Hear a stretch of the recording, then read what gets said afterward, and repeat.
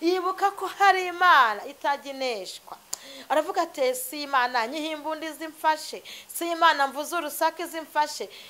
Aravuga ati nibutse ko hari Imana nahigira umuhigo narangiza nkazawuhigura. Haleluya. Ahita avuga ngo Uwiteka nimbona umfashije uru rugamba nkarurangiza nkatabaruka nkasubira iwanjye amahoro, ikizasohoka haleluya mbere y'inzu yanjye nicyo nzaguha. Ariko arangije kubivuga Uwiteka ahita amwumva.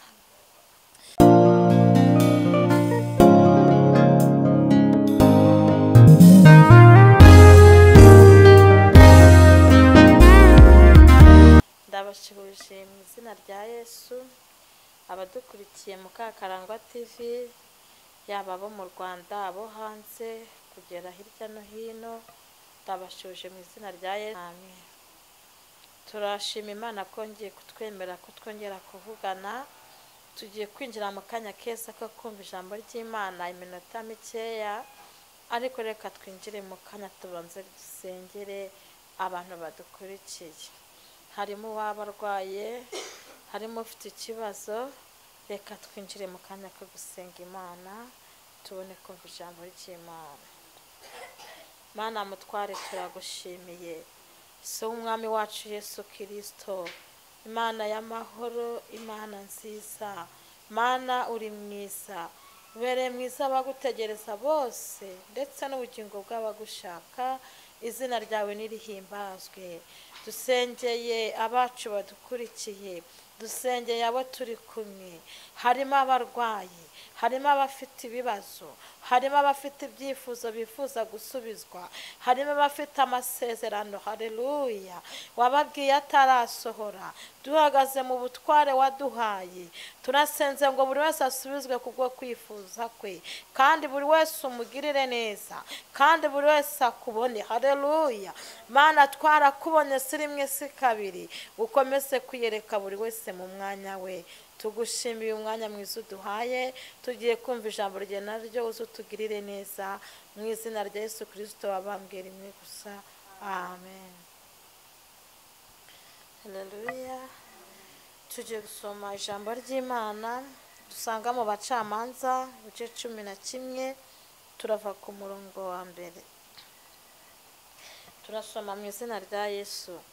Haranditse ngo Yefta anesha Abamoni atabarutse ahigura umukobwa we.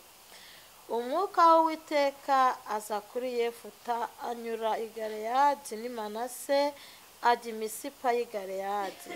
Avayo afata mu Bamoni. Nuko Yefuta ahiga Uwiteka umuhigo ati nungabiza Abamoni ngatabaruka amahoro mvuye kubatsinda, ikizabanza gusohoka mbere y'umuryango w'inzu yanjye kunsanganira kizaba icy'Uwiteka, nanjye nzagitangaho igitambo cyotswa. Amina. Ku murongo wa 34 haravuga ngo nuko Yefuta aratabaruka agiwe i Misipa, yenda kugera uw'umukobwa we arasohoka, asohokana utuntu dusa n'ishakwe abyina ajya kumusanganira. Kandi uwo mwana we yari ikinege, nta muhungu cyangwa umukobwa yari afite wundi atari we.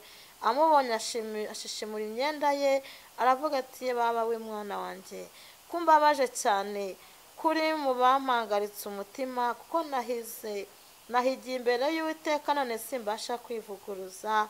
Amena. Haleluya. Dusomye ijambo ry'Imana. Intego y'iri jambo ravuga ngo guhiga ugahigura. Haleluya. Yefuta yagiye ku rugamba, warambuka anyura i Galeyadi, hanyura i Manase, anyura i Misipa aragenda. Haleluya. Ari kurwana abona abanzi bamaze kumugota impande zose, imbere bahari, impande bahari, ahantu hose bari bahari. Mu by'ukuri yabonaga yuko agiye gupfa, ariko yibuka ko hari Imana ishobora urugamba. Haleluya. Yibuka ko hari Imana itagineshwa. Aravuga ati si Imana nyihimbundi zimfashe, si Imana mvuze urusake zimfashe. Aravuga ati nibutse ko hari Imana nahigira umuhigo narangiza nkazawuhigura. Haleluya. Ahita avuga ngo Uwiteka, nimbona umfashije uru rugamba nkarurangiza nkatabaruka nkasubira iwanjye amahoro, ikizasohoka haleluya mbere y'inzu yanjye nicyo nzaguha. Ariko arangije kubivuga Uwiteka ahita amwumva. Dusomye ngo maze Uwiteka aramufasha Yefuta ngo atikiza abanzi be. Haleluya. Nawe udukurikiye nagira ngo nkubwire ngo nimba wizeye Uwiteka azagufasha gutikiza abanzi bawe. Nimba wizeye Uwiteka azabana nawe mu byo urimo gukora byose. Nimba bikomeye higa umuhigo, Uwiteka azagufasha. Namara kugufasha uhigura umuhigo. Waba warahize umuhigo ukaba utarawuhigura, wibuka uhigure kugira ngo uzongere guhiga undi muhigo. Waba ufite ibibazo, higa umuhigo, Imana izabana nawe. Imana ibaha umugisha. Gahunda niyo gukomeza gusenga, gahunda niyo kwiringira Uwiteka, ari hejuru y'ibintu byose. Haleluya. Kandi ashobora byose, kandi iyo umwiringiye ibintu bigenda neza. Imana yacu nishimwe. Urimo umuhigo uhigure, wo bikomeye ahige. Gahunda nuko Imana yacu idahinduka. Imana ibaha umugisha. Amen.